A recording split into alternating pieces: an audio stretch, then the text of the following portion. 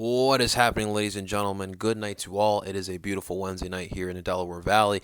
The Phillies played a midday game, but of course, with my crazy, hectic schedule that has been for all my homeowners who've just purchased a house, they know exactly what I am talking about. So, didn't get a chance to record this Phillies game recap right after the game. Was a little bit busy today, so I decided to just give my thoughts on today's game. It was a good victory here for the Phillies and a 3-1 victory over the Atlanta Braves. So I want to come on here and give you guys my thoughts.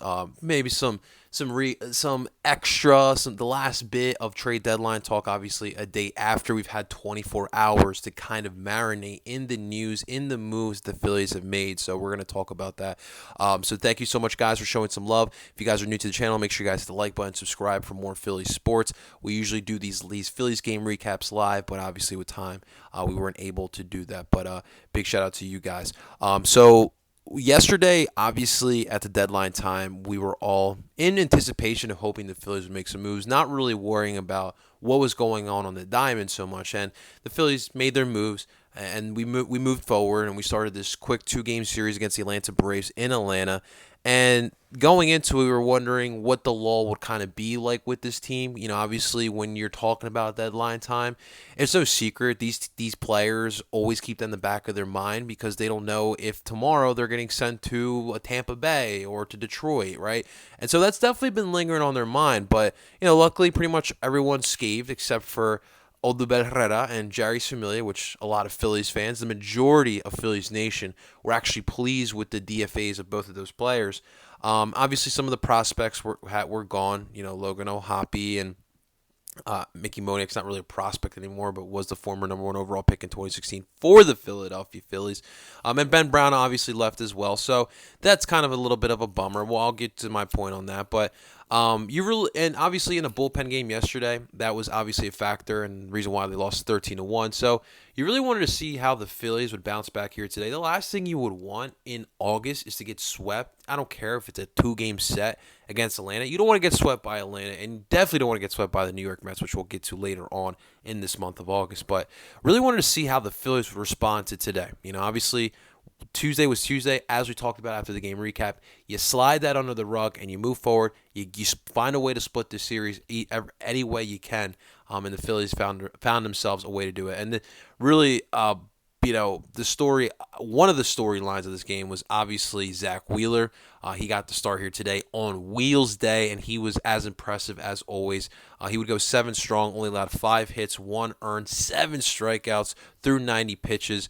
So Zach Wheeler was his prototypical self, and the last couple starts hasn't been the typical Zach Wheeler. It hasn't been bad either. That's not the point of it, but Zach Wheeler really, since becoming a Philadelphia Philly, has been very, very dominant. And this was a very serviceable matchup. Now, as of late, it's been that one pitch, right? It's that one pitch that kind of changes this. And in this game, in the bottom of the 5th, with Zach Wheeler just cruising, absolutely cruising, he allows a solo shot home run with 2 outs. Arcia got the best of that slider of Zach Wheeler and just absolutely buried this bad boy to deep left field. And it got the Braves up early, 1-0. And so for the Phillies, you're down 1-0. It's obviously not like last night where Corey Knebel and Mark Appel allowed 6 runs in the 5th inning. So it's not that type of game at the moment, but you wanted to see how the Phillies would bounce back here. You're only down 1. Let's find a way to kind of let's get back into this ball game. And the story and really this game changed for the Phillies in the top of the 8th inning. It started off with a Kyle Schwarber strikeout. It is what it is. Rhys Hoskins with a great at-bat finds a way to get on base after 7 pitches with a walk. So now with 1 out, you got a man on first. Alec Boehm comes up to the plate. He gets himself a single that was able to get Rhys Hoskins to third base. So great hit. Got into left field, and Rhys Hoskins with some great running was able to get to third base. In turn, you get JT Realmuto, who gets a force out at second base, but it leaves JT safe at first, and Rhys Hoskins was able to score off of that play. So now the Phillies were able to tie the game up. It's a 1-1 ball game, and up comes Nick Castellanos, who, as we know, has definitely been improving since that Pittsburgh road trip last weekend. And what would Nick Castellanos do? Well, ladies and gentlemen, Nick Castellanos on a 2-0 pitch gets a 79-mile-per-hour slider, and absolutely demolishes his bad boy into center field. Garcia could not even get to this bad boy. He tried to climb the wall, but Nick Castellanos, he's got the rock on. He's got the rock on going on. You got the Phillies dugout going absolutely ballistic as Nick Castellanos is rounding through second, rounding through third, and going to home plate, and he gets a 2-run home run shot that would get the Phillies the first lead of the day in the top of the 8th inning, a 3-1 game. Guys, I can't tell you how big that home run was because Nick Castellanos, as we all know, has been struggling, and we just want him to be a mere glimpse of what he was last year in an MVP type of caliber end of the season with the Cincinnati Reds. And this is hopefully what is going to continue the slow movement for Nick Castellanos as he becomes a big piece for this baseball team. He had a big weekend in Pittsburgh, and this was a big moment. We haven't really seen Nick Castellanos in a situation where the Phillies have an opportunity to win with what was it, 2 outs, right? There was 2 outs out there, and he had to come up with a man on a scoring. No, not even. JT Realmuto was on first base, and Nick Castellanos called his own number, and he delivered a victory for the Philadelphia Phillies. This victory is brought to you by Nick Castellanos. That was big. That was absolutely big. Does this mean more success for Nick? Does this mean that Nick will be the Nick Castellanos that we signed this past offseason, went over the luxury tax for? We'll see. That is still remain to be seen. But you're definitely going to take this victory, and you're definitely love seeing your boy Nick Castellanos finding a way to deliver and be a big piece here. And you see the guys rooting on Nick Castellanos. Everyone in the dugout went crazy. You see the camaraderie that this baseball team has.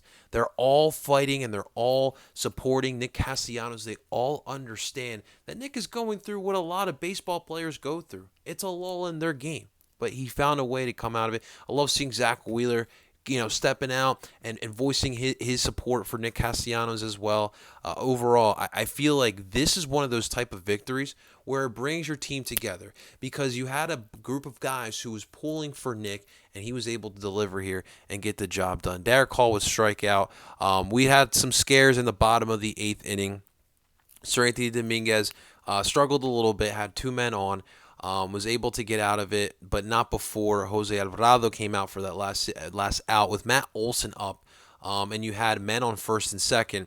That was you know what, in hindsight 2020, in the moment I was upset with it because Seranthony Dominguez, we all know we have high expectations for, so I wanted to see Seranthony Dominguez finish out that inning, knowing that that wasn't the strongest inning for Seranthony Dominguez, and so I wanted him to finish it out, but looking at the decision again, I thought it was really great by Rob Thompson. And yesterday's deadline day really allowed Rob Thompson to do what he did today. With 1 out left, you got Matt Olson, who we all know is very, very lethal and is very capable of getting the Braves the victory. All it takes is a 3-run home run shot, and there goes the Phillies' lead right there. So he brings out Jose Alvarado to give the lefty-on-lefty matchup, and I thought that was great because, as we all know, Jose Alvarado as well has been improving here for the Phillies, and that was a big out. And all it took was one pitch and a pop out. So I thought, at the moment, I criticized Rob Thompson, but, now I give my round of applause. I give my kudos to Rob Thompson because I thought that was a very smart move.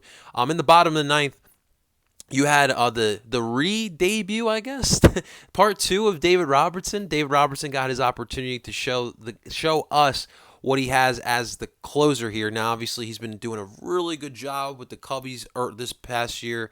As the closer for them, he's got a 2.32 ERA. His first opportunity, he gets he strikes out the first 2 batters, Austin Riley and Eddie Rosario, and then Marcell Ozuna pops out. So a really, really strong first outing here for David Robertson, and the Philadelphia Phillies were able to find a way to get the victory, a comeback victory. This was a big victory. Number one, like I mentioned, you bring the guys together through Nick Castellanos' big play. You find a way to split this series here with the Atlanta Braves, a short two game series, but last week last week, beginning of last week, we had Atlanta and Philadelphia. You were able to win that series. Now you split the series, and it's starting to feel a little bit better. Heading into the end part of August, obviously you still have a couple more series with the New York Mets, and so this is what you really want to see from the Philadelphia Phillies as they continue to move forward here in this month. Now, what you really don't want to see, obviously, it was a great ending to the series, but now you're coming back home after what was a 7 day hiatus away from Philadelphia. Now you're going to come back home. You got a 4 game set against the Washington Nationals. And the last thing you want to see from the Philadelphia Phillies is take the Washington Nationals lightly. Listen, I know what the Nats record is. I know what they did at the deadline time. I know they are a weak team, but this is Major League Baseball. And the same Nationals team, well, actually, I guess not the same Nationals team, but this Nationals team about a week or two ago won a series against the Los Angeles Dodgers. So anything is possible. You need to take care of business. With this victory, and I believe the Cardinals also lost, you were able to move a game or half a game up on the St. Louis Cardinals. So you were able to kind of give yourself a tiny bit of a cushion here. It was a postponement. The Cubs and the Cardinals game got postponed here today. So that's why you're a half game up. But it's going to be a tight ground. Now, I feel like the Phillies at the moment have the edge over the Cardinals because although I do like the Jose Quintana addition to the Cardinals, I still think their offense could use a little bit more, and it's not what the Phillies have offensively, especially when you're going to get Gene Segura back and you're going to get Bryce Harper back. I feel like the Phillies have the edge, but the Phillies have to take care of what is in front of them. Take care of business like a big boy baseball team that you feel that you are. The good teams, they do that. So you got to make sure you're able to do that. A little bit of a side note news. The Phillies did option back down Mark Appel back to the Lehigh Valley. And they also optioned Bailey Falter back to Lehigh Valley. And Simone Mizzioni is now got relegated back down to Double-A Reading, which, if you guys remember, Simone Mizziotti was here for a couple games early on in the year during the whole center field fiasco. Mickey Moniak was still injured. Odubel was still in rehab assignment. And you had Matt Vierling, and so they brought in Simone Mizziotti, and we all know what happened. He looked bad, and now I guess it's looking bad in Lehigh Valley, so at the point now he's with Reading. That's besides the point. It's very interesting. Like I read the comments of that move where Mark Appel gets optioned back down to Lehigh Valley, and I'm just thinking to myself, like, do you guys realize you can only keep a certain amount of arms in your bullpen? Like, I love Mark Appel too. You guys know my love for Mark Appel, but right now, it's crazy to say this, but the Phillies have one of the strongest farm systems in Major League Baseball, and you can only keep like 6 arms, right?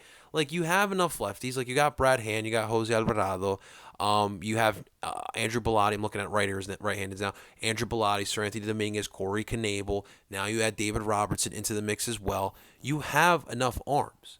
So I just don't get the whole gripe with it. Like, someone actually said, well, why don't you put down Noah Syndergaard? And I just literally laughed. I'm like, okay, well, it shows how much Phillies baseball you've been watching this year. But regardless, this is a good thing. This is a situation that you haven't had, and we do have to give kudos to Dave Dombrowski. He has really rejuvenated this bullpen, which was the worst bullpen 2 years in baseball. 2 years ago, well, yeah, for the last 2 years, it was the worst bullpen in baseball, and slowly but surely, he trusts the process, and now we have one of the strongest National League bullpens in baseball, and it's only getting better. It's actually a strong suit of this Phillies team.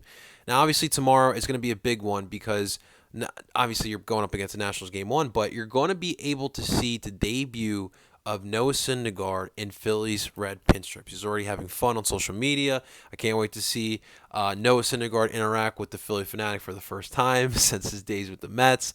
I think that'll be a lot of fun, but he's going to go up against Paulo Espino, who's 0-3 this season, with his 3.78 ERA and 50 Ks on the season as well. But I want to see Noah just get comfortable. I don't expect too much from him. If he gives me 5 innings, I'm fine with that. But just want to see him getting comfortable in this ballpark with this baseball team, and I want to see this Phillies defense make some moves here for make big plays here for the Phils. I believe that Brandon Marsh will also be able to play tomorrow, but we'll wait to see what that entails. But so far, listen. It's marinating again 24/7, 24 hours later. I like the moves they made. The Brandon Marsh deal. I don't like the deal per se because you're giving up a top prospect. But you kind of needed that, right? And if you can continue the development of Brandon Marsh, then that's a victory because you have a contract that you can control through 2028. And he's a kid that he's got a lot. I just think that what was going on in LA just wasn't conducive for anybody, and possibly getting Kevin Long's tutelage and being here with guys like Bryce Harper and Nick Castellanos and Kyle Schwarber and Reese Hoskins and so on and so forth. Maybe that's a better situation than what was out in LA. I don't know what's going on in LA. It's tough when you got just two of the best baseball players in the league and just everyone else is just borderline trash. But hopefully Brandon Marsh can come in here and you also saw Dave Robinson here today. And he looked really good in that ninth inning. And the problem when he was here before was injuries, was health. And so hopefully he's been able to rectify that and he'll be good here for us. But so far Philly's looking good so far. And hopefully we can continue this good week.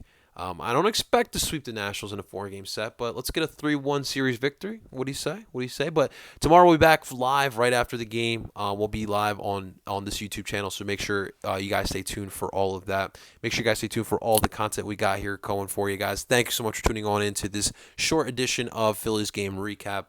I go by the name of Parcero Philly. Make sure you guys hit the like button, subscribe. Until next time, let's go Phils.